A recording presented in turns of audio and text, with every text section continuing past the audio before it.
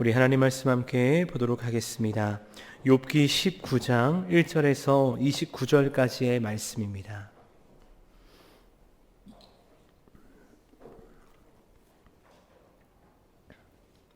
욥기 19장 1절에서 29절까지 말씀 우리 함께 봉독하겠습니다. 욥이 대답하여 이르되 너희가 내 마음을 괴롭히며 말로 나를 짓부수기를 어느 때까지 하겠느냐. 너희가 10번이나 나를 학대하고도 부끄러워 아니하는구나. 비록 내게 허물이 있다 할지라도 그 허물이 내게만 있느냐. 너희가 참으로 나를 향하여 자만하며 내게 수치스러운 행위가 있다고 증언하려면 하려니와 하나님이 나를 억울하게 하시고 자기 그물로 나를 애워싸신 줄을 알아야 할지니라. 내가 폭행을 당한다고 부르짖으나 응답이 없고 도움을 간구하였으나 정의가 없구나. 그가 내 길을 막아 지나가지 못하게 하시고 내 앞길에 어둠을 주셨으며 나의 영광을 거두어 가시며 나의 관모를 머리에서 벗기시고 사면으로 나를 헐으시니 나는 죽었구나. 내 희망을 나무 뽑듯 뽑으시고 나를 향하여 진노하시고 원수같이 보시는구나. 그 군대가 일제히 나와서 길을 도두고 나를 치며 내 장막을 둘러 진을 쳤구나. 나의 형제들이 나를 멀리 떠나게 하시니 나를 아는 모든 사람이 내게 낯선 사람이 되었구나. 내 친척은 나를 버렸으며 가까운 친지들은 나를 잊었구나. 내 집에 머물러 사는 자와 내 여종들은 나를 낯선 사람으로 여기니 내가 그들 앞에서 타국 사람이 되었구나. 내가 내 종을 불러도 대답하지 아니하니 내 입으로 그에게 간청하여야 하겠구나. 내 아내도 내 순결을 싫어하며 내 허리의 자식들도 나를 가련하게 여기는구나. 어린 아이들까지도 나를 업신 여기고 내가 일어나면 나를 조롱하는구나. 나의 가까운 친구들이 나를 미워하며 내가 사랑하는 사람들이 돌이켜 나의 원수가 되었구나. 내 피부와 살이 뼈에 붙었고 남은 것은 겨우 잇몸뿐이로구나. 나의 친구야, 너희는 나를 불쌍히 여겨다오. 나를 불쌍히 여겨다오. 하나님의 손이 나를 치셨구나. 너희가 어찌하여 하나님처럼 나를 박해하느냐. 내 살로도 부족하냐. 나의 말이 곧 기록되었으면 책에 쓰여졌으면 천필과 납으로 영원히 돌에 새겨졌으면 좋겠노라. 내가 알기에는 나의 대속자가 살아계시니 마침내 그가 땅 위에 서실 것이라. 내 가죽이 벗김을 당한 뒤에도 내가 육체 밖에서 하나님을 보리라. 내가 그를 보리니 내 눈으로 그를 보기를 낯선 사람처럼 하지 않을 것이라. 내 마음이 초조하구나. 너희가 만일 이르기를 우리가 그를 어떻게 칠까 하며 또 이르기를 이레 뿌리가 그에게 있다 할지인데 너희는 칼을 두려워할지니라. 분노는 칼에 형벌을 부르나니 너희가 심판장이 있는 줄을 알게 되리라. 아멘. 오늘 말씀은 앞선 18장 말씀에 나오는 빌닷의 이야기에 대한 욥의 반론입니다. 욥은 오늘 말씀에서 빌닷이 즐겨 사용했던 그 어투를 사용하면서 반론을 시작하는데 2절 말씀에서 이렇게 말씀합니다. 너희가 내 마음을 괴롭히며 말로 나를 짓부수기를 어느 때까지 하겠느냐라고 말하고 있습니다. 사실 이 어느 때라는 이 말은요, 빌닷이 욥에게 계속 써왔던 말인데 지난 1차 논쟁과 2차 논쟁에서 빌닷은 욥에게 이렇게 이야기합니다. 욥기 8장 2절에서 내가 어느 때까지 이런 말을 하겠으며 어느 때까지 내 입의 말이 거센 바람과 같겠는가 라고 이야기하고요. 어제 보았던 18장 2절 말씀에서도 너희가 어느 때에 가서 말의 끝을 맺겠느냐라고 말하고 있습니다. 여러분, 이 말씀들을 통해서 우리가 알 수 있는 것이 무엇일까요? 빌닷도 욥에게 어느 때까지라고 말합니다. 그리고 욥도 빌닷에게 어느 때까지라고 말합니다. 욥과 빌닷은 서로에 대한 동상이몽을 가지고 있다는 것이죠. 빌닷이 바라는 어느 때는 무엇일까요? 너는 대체 언제 이 지혜를 깨닫고 회개하고 돌이킬 것이냐라고 묻는 것입니다.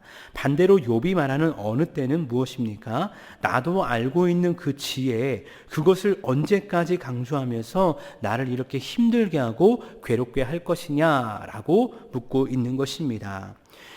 정말 세상 말로 귀에 딱지가 앉을 정도로 듣고 또 들었습니다.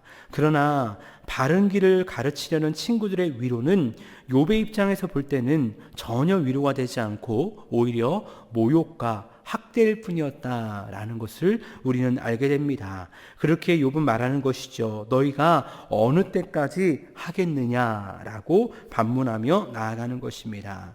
그러면서 이어진 3절 말씀을 보면 욥은 이렇게 말씀합니다. 너희가 10번이나 나를 학대하고도 부끄러워하지 아니하는구나 라고 말하고 있습니다.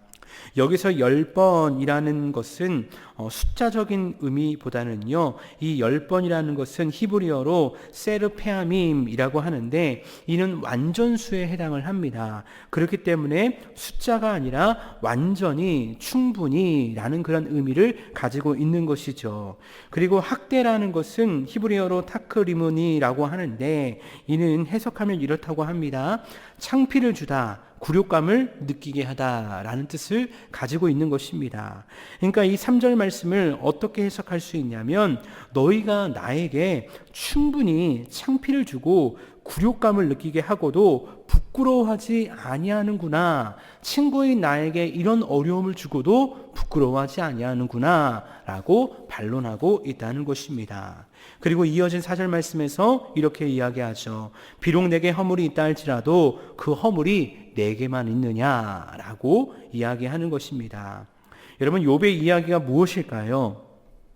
앞선 말씀을 종합해서 4절의 뉘앙스를 살려서 이야기하면 이런 이야기를 하는 겁니다. 그래, 친구들아, 너희가 말하듯 내게 잘못이 있다고 생각해 보자. 그런데 그 잘못이 나에게만 있느냐? 너희는 정말 깨끗하냐? 너희는 정말 거룩하냐? 라고 반문하면서 그 허물이 내게만 있느냐? 라고 답답한 마음을 가지고 빌닷에게 또 함께 있던 친구들에게 이야기를 하고 있는 것이죠. 그러면서 친구들을 향해 욥에게 있었던 확신을 선언하고 있는 것을 보게 되어지는데 그 말씀이 5절과 6절입니다. 우리 5절 6절 같이 한 목소리로 함께 봉독하겠습니다. 너희가 참으로 나를 향하여 자만하며 내게 수치스러운 행위가 있다고 증언하려면 하려니와 하나님이 나를 억울하게 하시고 자기 그물로 나를 에워싸신 줄을 알아야 할지니라. 아멘. 여러분, 욥에게 있었던 확신을 선언하는 메시지가 바로 5절과 6절의 메시지입니다. 증언하려면 내게 수치스러운 행위가 있다고 증언하려면 해보라는 것입니다. 너희는 오히려 이 일이 하나님이 하신 일이라는 것을 분명히 알아야 된다라고 확신 가운데 선언합니다. 여러분, 요 근래 그 뉴스를 보셔서 아시겠지만 연예인들 가운데 마약 사건 때문에 사회적으로 이슈가 되고 시끄러운 적이 있었습니다. 또 현재 진행형이기도 하고요. 근데 그 중에 표적이 되었던 사람이 2사람이 있었죠. 근데 시간이 지나서 그런 루머가 돌고 실제로 그런 이야기가 나온 다음에 이 2사람이 경찰서에 수사를 받으러 나옵니다. 아무래도 유명인이다 보니까 많은 기자들이 나와가지고 어떤 말을 하는지 이렇게 지켜보고 인터뷰를 합니다. 근데 이 2사람이 기자 앞에서 인터뷰하는 모습이 전혀 달랐어요. 한 사람은 상기된 표정으로 자신의 잘못을 인정하듯이 죄송하다라고 이야기하는데 한 사람은 너무나 당당한 표정으로 나는 그런 거 한 적 없다라고 자신 있게 이야기를 하는 것입니다. 그러니까 그 당당한 모습을 보면서 네티즌들이 동요하기 시작하는 거예요. 진짜 아닌가? 거짓 정보로 괜한 사람을 잡은 건가? 하며 말이죠. 근데 결국 결과가 어떻게 나왔을까요? 정밀 검사를 했는데 진짜 마약을 한 게 아니었던 거예요. 음성 결과가 나왔다는 것이죠. 여러분, 제가 뭘 말씀드리고 싶냐면 지금 이 욥의 당당함을 통해서 우리가 알 수 있는 것도 마찬가지라는 것입니다. 욥이요, 계속되는 친구들과의 논쟁 속에서요, 너무나도 당당합니다. 어찌 보면 한치 앞도 물러나지 않는 욥을 보면서 참 고집세다, 대단하다, 교만하다라고 생각할 수 있지만 욥의 입장에서 볼 때는 정말로 이런 징계를 받을 만한 행동을 한 적이 없기 때문에 이런 당당함이 욥 가운데 있었다는 것이죠. 그래서 욥이 친구들에게 말하지 않습니까? 방금 읽었던 5절과 6절에서 내게 수치스러운 행위가 있다고 증언하려면 하거니와 하나님이 나를 억울하게 하시고 나를 애워싸신 줄을 너희가 알아야 할지니라 라고 말하고 있는 것입니다. 결국 욥 안에 있었던 이런 확신, 또 한편으로는 나 진짜 억울한데, 나 정말 그렇게 죄 지은 적 없는데 라는 그런 답답함은 다시 하나님을 향한 탄식으로 드러나게 되는데, 이어지는 7절에서 20절까지의 말씀이 바로 하나님을 향한 탄식의 기도, 탄식의 내용으로 드러나게 되어집니다. 이 말씀 속에서 20절까지의 말씀 속에서 나타나는 그 하나님을 향한 탄식은요, 크게 두 가지로 나눠볼 수 있을 것 같습니다. 첫 번째 탄식은요, 어떠한 탄식이냐면 응답하지 않는 하나님에 대한 탄식입니다. 7절과 8절 말씀 보면 이렇게 말씀하고 있습니다. 우리 같이 한번 7, 8절 읽어보도록 하겠습니다. 함께 읽습니다. 내가 폭행을 당한다고 부르짖으나 응답이 없고 도움을 간구하였으나 정의가 없구나. 그가 내 길을 막아 지나가지 못하게 하시고 내 앞길에 어둠을 두셨으며. 아멘. 방금 읽은 7절을 보면요, 폭행이라는 단어가 나옵니다. 근데 이 폭행이라는 단어는요, 히브리어로 여러분이 요즘 많이 들어봤던 하마스라는 단어입니다. 하마스라는 단어는요, 기본적으로 포악, 폭력이라는 뜻을 가지고 있습니다. 근데 이 단어를 여기서는 어떻게 확대 해석할 수 있냐면요, 부당한 고난, 까닭 없이 주어지는 폭력이라고도 설명할 수 있습니다. 그러니까 지금 하나님을 향한 욥의 탄식이 무엇이냐면요, 이런 탄식입니다. 내가 까닭 없이 주어지는 폭력에 시달리면서 하나님께 부르짖고 있는데 하나님은 왜 나에게 응답하지 않고 하나님의 정의를 나에게 베풀어 주지 않냐는 탄식을 하고 있는 것입니다. 여러분, 욥의 입장에서 생각해 보십시오. 고난의 이유를 알면 억울하지 않을 텐데, 더 쉽게 자신의 잘못을 인정할 텐데, 그리고 더 나아가서 지금의 이 고통을 견딜 힘이 생길 수 있을 텐데, 아무리 생각해봐도, 아무리 과거의 모든 것을 쥐어짜봐도 고난의 이유를 모르겠는 겁니다. 그래서 하나님께 부르짖는 거예요. 하나님, 알려주십시오. 이 고난의 이유가 뭡니까? 제발 저에게 알려주십시오 라고 기도를 해도, 부르짖어도 하나님은 침묵하고 계시니까 욥이 얼마나 마음이 답답하고 힘들었을까라는 생각을 하게 되어줍니다. 여러분, 우리가 시편을 보면요, 여러 종류의 시가 등장하는 것을 보게 되어집니다. 그런데 시편의 많은 부분을 차지하고 있는 시가 어떤 시냐면요, 바로 탄식시라고 합니다. 이 탄식시에는요, 크게 개인 탄식시와 민족 탄식시가 나눠져 있는 것을 보게 되어지는데, 욥의 탄식과 또 시편에 기록된 탄식시에 다른 점이 있는데 그것이 무엇인지 아십니까? 앞서 이야기했듯 욥의 탄식에는요, 고난의 이유를 모르고 있다는 겁니다. 근데 시편에 나오는 탄식시의 대부분은요, 고난의 이유를 알고 있고 그 이유를 알면서 하나님께 탄식하며 나아가고 있다는 것입니다. 대표적으로 다윗의 탄식시가 개인 탄식시로 많이 등장을 하게 되어지는데, 다윗의 탄식의 이유는 무엇입니까? 사울이라는 악한 사람으로 인한 탄식이었고 다윗의 자신의 죄로 인한 탄식이었습니다. 그리고 민족 탄식시의 이유는 무엇입니까? 민족의 죄로 인한 탄식이었다는 것입니다. 근데 보십시오. 시편의 탄식에는 이유가 분명하기 때문에 그에 대한 분석과 진단과 처방이 제대로 나올 수 있는 겁니다. 근데 욥은 어떠합니까? 그 누구도요, 욥 자신도, 욥을 향해 정죄하고 있는 새 친구들도 이 고난의 이유를 나름대로 해석을 하고 있지만 하나님의 관점에서 정확한 이유를 알지 못하니까 분석도 진단도 처방도 다 엉망인 것입니다. 그러니까 욥이 이런 절망 속에서 응답하지 않는 하나님에 대해서 왜 응답하지 않으십니까? 내 부르짖음에 왜 침묵하십니까? 라고 하며 탄식하며 나아가는 것이죠. 두 번째 탄식은요, 버림받음에 대한 탄식이었습니다. 오늘 본 말씀 13절에서 20절까지의 말씀을 보면 이 버림받음에 대한 탄식하는 욥을 보게 되어지는데, 얼마나 많은 사람들에게, 다양한 사람들에게 버림을 받았는지 낱낱이 설명하고 있습니다. 가장 가까이 있는 사람인 아내와 가족, 친척들, 친지들이 욥을 버렸습니다.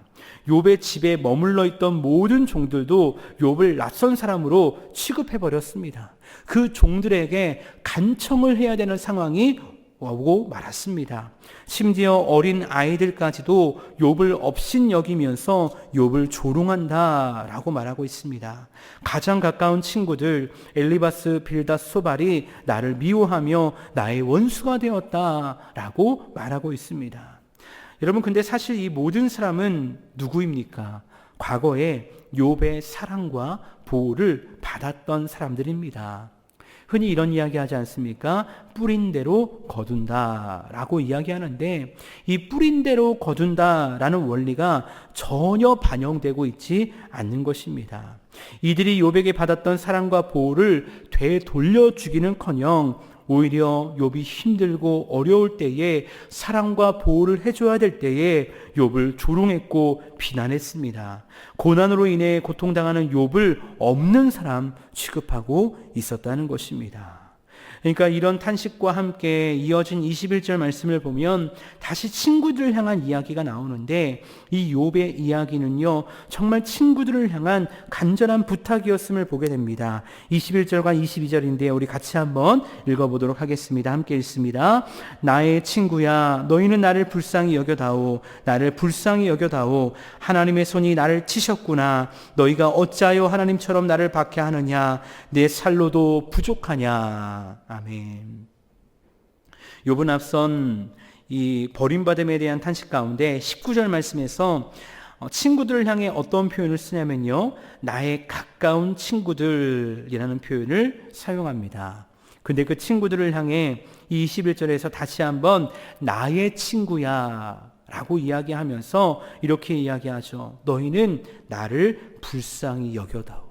두 번이나 너희는 나를 불쌍히 여겨다오 라고 이야기하면서 제발 나의 좋은 친구, 욥기 2장에서 나왔던 함께 울어주었던, 그저 함께 그 자리를 지켜주었던 그 좋은 친구로 돌아와주면 안 되겠니? 라고 부탁하고 있는 겁니다. 근데 여러분, 계속되는 말씀을 통해 보겠지만, 또 내일 등장하는 20장 말씀을 통해 소발의 이야기를 통해 보겠지만, 소발도 마찬가지로 앞서 엘리바스가 그랬듯, 빌닷이 그랬듯 여전히 욥을 악인으로 낙인 찍으며 멸망을 선포하는 것을 보게 되어집니다. 근데 여러분, 그럼에도 불구하고 욥이 놓치지 않는 것이 있었습니다. 그것은 뭐냐면 우리가 계속되는 욥기 말씀을 통해 보았던 것처럼 하나님에 대한 주권을 인정하며 하나님을 신뢰하는 믿음의 고백인 것입니다. 우리 25절 말씀 함께 읽어보도록 하겠습니다. 25절 함께 읽습니다. 시작. 내가 알기에는 나의 대속자가 살아계시니 마침내 그가 땅 위에 서실 것이라. 아멘. 욥은 고백합니다. 내가 알기에는 나의 대속자가 살아계시니 마침내 그분의 때에 그가 그 땅 위에 서실 것이다. 그분의 일을 이루시는 날이 분명히 올 것이다 라고 선포하는 겁니다. 이어진 26절, 27절에서는 이렇게 고백합니다. 내 가족이 벗김을 당한 뒤에도 내가 육체 밖에서 하나님을 보리라. 내가 그를 보리니 내 눈으로 그를 보기를 낯선 사람처럼 하지 않을 것이라 라고 말하며 내가 하나님을 분명히 보게 될 것이다 라고 선언합니다. 근데 여러분, 그거 아십니까? 방금 읽었던 말씀에서 욥은 자신의 눈으로 하나님을 볼 것이다, 하나님을 뵙기를 갈망했는데 정말 욥이 하나님을 배웠습니다. 그리고 욥기 42장 5절에서 이런 고백을 했습니다. 내가 주께 대하여 귀로 듣기만 하였사오나 이제는 눈으로 주를 배움나이다 라고 욥은 고백하게 되었다는 것입니다. 사랑하는 여러분, 계속되는 욥기 말씀을 통해 보건대 이런 고난과 역경, 그리고 주변 사람들로 인한 정죄에도, 그 버림에도 욥이 바랬던 것이 무엇입니까? 하나님이 분명히 역사하셔서 나의 억울함을 풀어주신다는 것입니다. 그래서 욥은 절망의 상황 속에서도 끊임없이 주권자 되시는 하나님을 나의 하나님으로 고백하고 있는 것입니다. 그리고 이것이 바로 야고보서 5장에서 말하고 있는 욥의 인내지 않을까라고 생각하게 됩니다. 결국 오늘을 살아가는 우리도 우리 주님 오시는 그날까지 이런 욥의 인내를 본받아 우리에게 주어진 삶 가운데 이 믿음의 길을 걸어가야 하지 않을까라고 생각하며 우리가 욥기 말씀을 묵상하고 있을 것입니다. 때로는 너무 힘들어서 너무나 지쳐서 절망할 수 있습니다. 우리도 욥처럼요, 탄식하면서 하나님 왜 도와주지 않습니까? 따지며 외칠 수 있습니다. 근데 여러분, 저는 이것이 신앙이라고 생각합니다. 이것이 믿음이라고 생각합니다. 세상 사람들 붙잡고 나 좀 살려달라고, 나 좀 도와달라고 그 사람들을 의지하고 붙잡는 것이 아니라 내 모든 소망, 내 모든 희망 하나님께 있다고 믿기 때문에 하나님께 부르짖고 하나님께 따지고 하나님께 외치는 것, 그것이 신앙이고 그것이 믿음이지 않나라고 생각을 합니다. 우리가 어찌 보면 신앙생활을 하다 보니까 믿음이라는 것이 꼭 거룩한 것, 겉으로 볼 때 좀 좋아 보이는 것, 체면 차리는 것, 그것이 믿음이라고 생각할 때가 있는 것 같습니다. 그런데 그렇지 않다는 것이죠. 때로는 우리가 기도할 때도 너무 종교적인 분위기에 얽매여서 종교적이고 교리적인 구사 언어를 사용해야 그것이 거룩한 기도고 그것이 하나님이 받으신 기도라고 오해하며 생각할 때가 있다는 것입니다. 근데 하나님이 꼭 그런 기도만 받으실까요? 아닙니다. 정말 하나님 앞에 솔직하게 내가 느끼고 있는 감정, 내가 정말 힘들어하고 있는 그 모든 수치와 그 역경과 어려움의 마음들 다 가지고 그 모든 것을 가지고 하나님께 쏟아내며 하는 그 기도, 체면 차리고 하는 기도 말고 정말 내 마음을 다 쏟아내는 그 기도, 하나님께서는요 그 기도도 들어 응답해 주시는 것입니다. 아니 오히려 그 기도 가운데 더 우리를 불쌍히 여겨주시고 우리를 긍휼히 여겨주실 거라고 저는 확신합니다. 중요한 것은 무엇이냐면요, 내가 지금 누구에게 내 마음을 쏟아놓고 있느냐, 이것이 중요하다는 것이죠.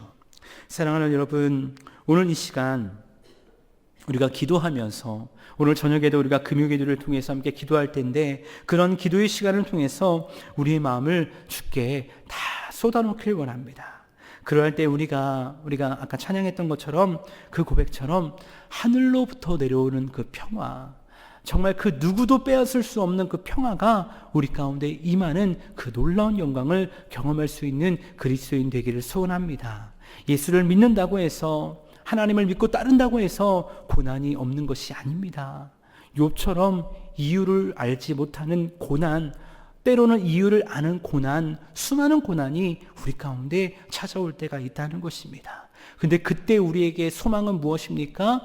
내가 하나님께 기도할 수 있다는 것입니다. 내 마음을, 내 탄식을 아릴 수 있는 분이 바로 이곳에 우리와 함께하고 계시다는 것입니다. 그리고 성령께서도 우리의 탄식을 함께 중보하시며 우리와 함께하고 계시다는 것입니다. 소원하게는 그 주님과 날마다 동행하며 더 깊은 기도의 자리에서 하나님과의 깊은 교제를 나눌 수 있는 저와 여러분 모두가 될 수 있기를 간절히 주님의 이름으로 축원합니다.